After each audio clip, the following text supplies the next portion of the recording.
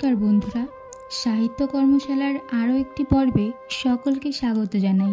আমাদের আজকের আলোচ্য বিষয় চৈতন্য জীবনী গ্রন্থ। আলোচনা করব কৃষ্ণদাস কবিরাজ গোস্বামী রচিত শ্রী চৈতন্য চরিতামৃত। এই পর্বের নোটভিত্তিক আলোচনায় থাকছে অচিন্ত্য ভেদাভেদ তত্ত্ব। চৈতন্যদেব তার জীবনকালে ঈশ্বর রূপে পূজিত হয়েছিলেন ভক্তদের মাধ্যমে। এই ভক্তরা, এই বৈষ্ণব ধর্মের অন্যান্য মানুষেরা সেই সময় এক তত্ত্বের দ্বারা বুঝিয়েছিলেন যে চৈতন্যদেবের আবির্ভাব কেন হয়েছে, যেখানে তারা বলেছিলেন পৃথিবীর ভার লাঘব করার জন্যই যুগ্মদেহে অর্থাৎ কৃষ্ণ এবং রাধার একত্রিত রূপ হিসাবে চৈতন্যদেবের আগমন ঘটেছিল আমাদের এই ধরাধামে। চৈতন্যদেবের বিপুল বিস্তৃতির পেছনে রয়েছে এক বিশাল ইতিহাস। চৈতন্যদেবের জন্মের প্রায় 300 বছর আগে থেকে বাংলার অবস্থা খুব বেশি একটা ভালো ছিল না। সমস্ত দিক থেকেই বাংলা বিভিন্নভাবে অত্যাচারিত হয়েছিল। ব্রাহ্মণ্যবাদ, মুসলমানদের আক্রমণ, মোট কথা সামাজিক, রাজনৈতিক এবং অর্থনৈতিক সমস্ত রকমের পতন সেই সময়ের মানুষ দেখেছিল। এই অদ্ভুত পরিস্থিতিতে দাঁড়িয়ে যখন চৈতন্যদেব দৃঢ়চেতা হিসেবে সকলকে একত্রিতভাবে আহ্বান জানিয়েছিলেন, তখনই তিনি সকলের মন জয় করতে পেরেছিলেন। বলা যায় সেই থেকেই জন্ম নিয়েছিল চৈতন্য চরিত গ্রন্থ। আজকে আমাদের আলোচনার বিষয় এই চৈতন্য চরিতামৃতের অচিন্ত্য ভেদাভেদ তত্ত্ব। সাহিত্য বিষয়ক আরও গুরুত্বপূর্ণ আপডেট পেতে এখনই চ্যানেলটি সাবস্ক্রাইব করে পাশে থাকা বেল আইকনটি প্রেস করে আমাদের সাথে থাকুন, যাতে সমস্ত গুরুত্বপূর্ণ আপডেট সবার আগে তোমার কাছে পৌঁছায়। ধন্যবাদ। আলোচনা করতে চলেছি শ্রী চৈতন্য চরিতামৃতের অচিন্ত্য ভেদাভেদ তত্ত্ব। ব্রহ্মের সঙ্গে জীবের সম্পর্ক কি ও কেমন, এ প্রশ্নের উত্তরে শঙ্করাচার্য, রামানুজাচার্য, নিমবার্গ, মধ্বাচার্য, বল্লভাচার্য থেকে শুরু করে শ্রী চৈতন্য, জীব গোস্বামী প্রমুখ ভারতীয় মনীষীরা নানা মত পোষণ করেছেন। কেউ বলেছেন ঈশ্বর ও জীবের মধ্যে অভেদ সম্পর্ক বর্তমান, কারো মতে এ সম্পর্ক ভেদ সম্পর্ক। কোনো পক্ষ বলেছেন ব্রহ্ম ও জীবের মধ্যে একই সঙ্গে ভেদাভেদ সম্পর্ক বর্তমান। চৈতন্যদেব ব্রহ্ম তথা ঈশ্বরের সঙ্গে অর্থাৎ কৃষ্ণের সঙ্গে জীবের অচিন্ত্য ভেদাভেদ সম্পর্ক স্বীকার করেছেন। সর্বপ্রথমে অচিন্ত্য ভেদাভেদ তত্ত্বের সংজ্ঞার্থ নির্ণয় করা দরকার। যে তত্ত্বে একই সঙ্গে জীব ও ঈশ্বরের মধ্যে ভেদাভেদ সম্পর্ক ও অভেদ সম্পর্ক স্বীকার করে এবং সে সম্পর্ককে যুক্তিতর্কের অতীতভাবে অর্থাৎ যুক্তিতর্কের দ্বারা বোধগম্য না ভেবে অন্তরানুভূতির দ্বারা গ্রাহ্য বলে কল্পনা করে, সেটাই অচিন্ত্য ভেদাভেদ তত্ত্ব।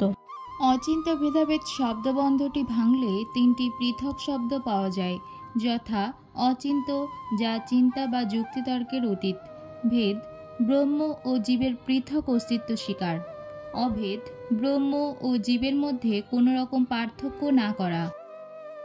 আসলে গৌড়ীয় বৈষ্ণব ধর্ম ব্যাপক ও বিস্তৃত অর্থে অচিন্ত্য ভেদাভেদ তত্ত্বকে স্বীকার করেছে। এই তত্ত্ব পূর্ব কিছু তত্ত্বকে অস্বীকার করে কিছু তত্ত্বকে স্বীকার করে গড়ে উঠেছে। এই তত্ত্ব শঙ্করাচার্যের কেবলাদ্বৈতবাদ বা মায়াবাদকে খণ্ডন করে, রামানুজাচার্যের বিশিষ্টাদ্বৈতবাদ, নিমবার্কের দ্বৈতাদ্বৈতবাদ, মধ্বাচার্যের দ্বৈতবাদ ও বল্লভাচার্যের বিশুদ্ধাদ্বৈতবাদকে আত্মস্থ করে গড়ে উঠেছে। আমরা বলতে পারি পূর্ব তত্ত্বগুলির মধ্যে কার পদানুবাদের বিবর্তন সূত্রে অচিন্ত্য ভেদাভেদ তত্ত্ব প্রতিষ্ঠিত হয়েছে। শঙ্করাচার্যের মতে ব্রহ্মই সত্য, জীব এবং জগৎ মিথ্যা মায়া মাত্র। রামানুজাচার্যের বিশিষ্টাদ্বৈতবাদ বলেছে ব্রহ্ম নির্গুণ নয়, সগুণ। নিমবার্গ জীব ও ব্রহ্মের মধ্যে আংশাংশির সম্পর্ক স্বীকার করেছেন। এই মতে ব্রহ্মের স্বরূপ দ্বৈত অদ্বৈত দুটোই। মধ্বাচার্যের দ্বৈতবাদে জীব ও ব্রহ্মের স্বতন্ত্র অস্তিত্ব ঘোষিত হয়েছে। অচিন্ত্য ভেদাভেদ তত্ত্বের উৎসভূমিটি এই মতবাদের মধ্যেই নিহিত। বল্লভাচার্যের বিশুদ্ধাদ্বৈতবাদে বলা হয়েছে জীব জগৎ ব্রহ্মময়। এখানে কৃষ্ণকে ভগবান বলে কল্পনা করে তার সাক্ষাৎ লাভকেই ভক্তি সাধনার চূড়ান্ত পরিণতি বলা হয়েছে। এই মতবাদগুলির সংশ্লেষে গড়ে উঠেছে অচিন্ত্য ভেদাভেদ তত্ত্বটি। এই তত্ত্বে ব্রহ্ম ও জীব উভয়েই সত্যরূপে স্বীকৃত। এখানে একই সঙ্গে ঈশ্বর ও জীবের মধ্যে ভেদ সম্পর্ক ও অভেদ সম্পর্ক বর্তমান বলে ঘোষণা করা হয়েছে। সদার্থে শক্তি ও শক্তিমানের অবিচ্ছেদ তত্ত্বের উপরে এই অচিন্ত্য ভেদাভেদ তত্ত্ব প্রতিষ্ঠিত। শ্রী চৈতন্য চরিতামৃত গ্রন্থে কৃষ্ণদাস কবিরাজ দুটো বস্তুর দৃষ্টান্ত দ্বারা শক্তি ও শক্তিমানের অভিতত্ত্বকে বোঝানোর চেষ্টা করেছেন। মৃগমদ তার গন্ধ জইছে অবিচ্ছেদ, অগ্নি জ্বালাতে জইছে নাহি কভু ভেদ। কস্তুরীর গন্ধকে যেমন কস্তুরী থেকে পৃথক করা যায় না, দহিকা শক্তিকে যেমন অগ্নি থেকে পৃথক করা যায় না, তেমনি শক্তিকেও শক্তিমান থেকে পৃথক করা যায় না বলেই এই উভয়ে মিলে এক বস্তু। ব্রহ্ম হলেন শক্তিমান আনন্দ। এই প্রেক্ষিতে বলতে হয় ব্রহ্ম সদার্থে জীবরূপে প্রকাশিত। ব্রহ্ম ও জীবের মধ্যেকার অভেদত্ব এই মর্মে স্বীকৃত হয়েছে। শক্তি ও শক্তিমানের অভেদত্বের সঙ্গে সঙ্গে এই মতবাদে ব্রহ্ম ও জীবের মধ্যে ভেদ সম্পর্কও স্বীকৃত। চৈতন্য চরিতামৃতে কৃষ্ণদাস কবিরাজ এই ভেদের স্বরূপকে লিখেছেন, ঈশ্বরের তত্ত্ব যেন জ্বলিত জ্বলন, জীবের স্বরূপ যেন স্ফুলিঙ্গের কর্ণ।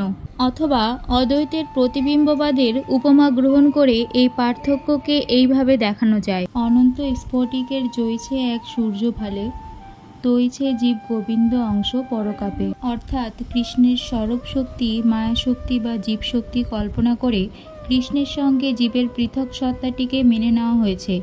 গৌড়ীয় বৈষ্ণব মতে মায়া ও ঈশ্বরের স্বাভাবিক শক্তি। মায়া দ্বারা ঈশ্বর জীবকে শাসন করেন। শক্তির পরিণামবাদে এই মায়া ঈশ্বরকে কোনোভাবেই প্রভাবিত করতে পারে না। মায়ার প্রভাবের ক্ষেত্রে দেখি সমগ্র জীবজগৎ জীবকে কৃষ্ণ বিমুখ করে তোলে। এটাই মায়ের স্বধর্ম, তাই তার নাম অবিদ্যা। কৃষ্ণদাস কবিরাজ অন্ধকারের সঙ্গে মায়াকে তুলনা করে লিখেছেন, কৃষ্ণ সূর্যময়, মায়া হয় অন্ধকার, যাহা কৃষ্ণ তাহা নাহি মায়ার অধিকার। অভেদ ও ভেদ সম্পর্ক এইভাবে চিহ্নিত হওয়ার পর অচিন্ত্য ভেদাভেদ তত্ত্ব এই প্রশ্ন হলো যে অবিচ্ছেদ্যভাবে সংযুক্ত শক্তি ও শক্তিমানের মধ্যে ভেদই বর্তমান। কস্তুরীর দৃষ্টান্ত ধরে এই সমস্যার আলোচনা করা যেতে পারে। কস্তুরীর সন্ধিকে যখন কস্তুরী থেকে পৃথক করা যায় না, তখন মনে হয় উভয়ের মধ্যে যেন কোনো ভেদ নেই। কিন্তু এই অভেদ সিদ্ধান্ত মানলে একটি সমস্যা দেখা যায়। যেখানে কস্তুরী দেখা যায় না, সেটি সামান্য দূরদেশে অরক্ষিতভাবে থাকে, সেখানেও কস্তুরীর গন্ধ অনুভূত হয়। তেমন প্রেক্ষিতে কস্তুরীর বহির্দেশে কস্তুরীর গন্ধ অনুভূত হয়, তখন তারা একেবারে অভিন্ন সে কথা মনে করা যায় না। এই দৃষ্টান্ত থেকে প্রমাণ হচ্ছে যে কস্তুরী ও তার গন্ধের মধ্যে কেবল অভেদ মনন যেমন দুষ্কর, আবার কেবল ভেদ মননও তেমনি দুষ্কর। অথচ এই সম্পর্কে ভেদ আছে বলে যেমন মনে হয়, অভেদ আছে বলেও তেমনি মনে হয়। একইভাবে শক্তিকে স্বরূপথের অভিন্ন রূপে চিন্তা করা যায় না বলে তার মধ্যে ভেদ প্রতীত হয়, আবার বিভিন্ন রূপেরও চিন্তা করা যায় না বলে অভেদ প্রতীত হয়। তাই শক্তি ও শক্তিমানের মধ্যে যুগপৎ ভেদ এবং অভেদকে স্বীকার করতে হয়, আর এই ভেদাভেদকে অচিন্ত্য তত্ত্ব স্বীকার করতে হয়। এটাই অচিন্ত্য ভেদাভেদ তত্ত্ব। পরবর্তী আলোচনার সাথে থাকার জন্য আমাদের চ্যানেলটিকে অবশ্যই সাবস্ক্রাইব করুন। আমাদের আলোচনাটি ভালো লাগলে অবশ্যই কমেন্ট করে জানাবেন এবং ভিডিওটি আপনি আপনার বন্ধুদের কাছে পাঠিয়ে দিন, যাতে তারাও কিছুটা উপকৃত হন।